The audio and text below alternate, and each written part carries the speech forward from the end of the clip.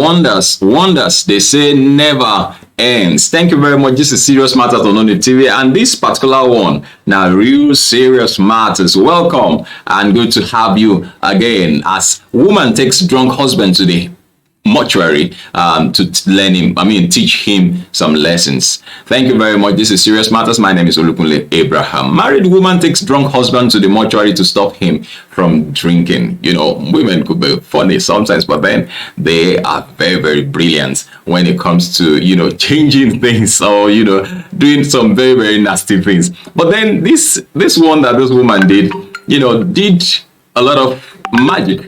Now, a man has vowed never to drink again after his wife took him to a mortuary while he was drunk and had him sleep with a corpse. I can imagine the guy just waking up in the morning and his eyes just open and he's like, woo, he get as he go strong reach. When we say you go on you go fear if you see that kind of thing. According to Jones Watts Gabriel, who shared the story on Twitter, his neighbor was a drunk, a big one at that. And after so many embarrassing experiences with him, his wife decided to teach him a lesson by taking him to the mortuary while he was unconscious. And so he tweeted that when a woman wants to teach you a lesson, even Satan sits down to take notes. That's a big one.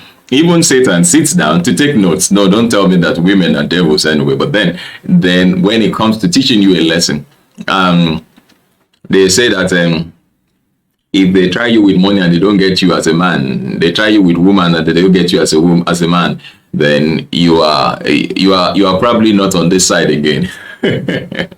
My neighbor was a big drum. Most times his wife would pick him up in bars and terraces. Her families and friends wanted her to leave him, but she was hopeful that she would find a solution.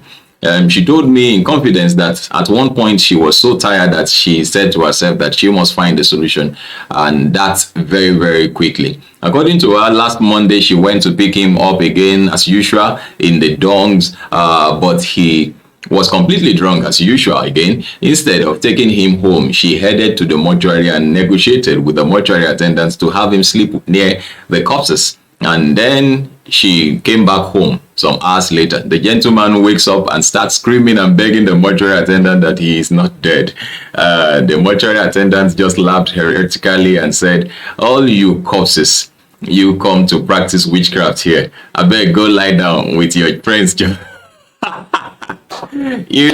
after several pleas, he was released and came home.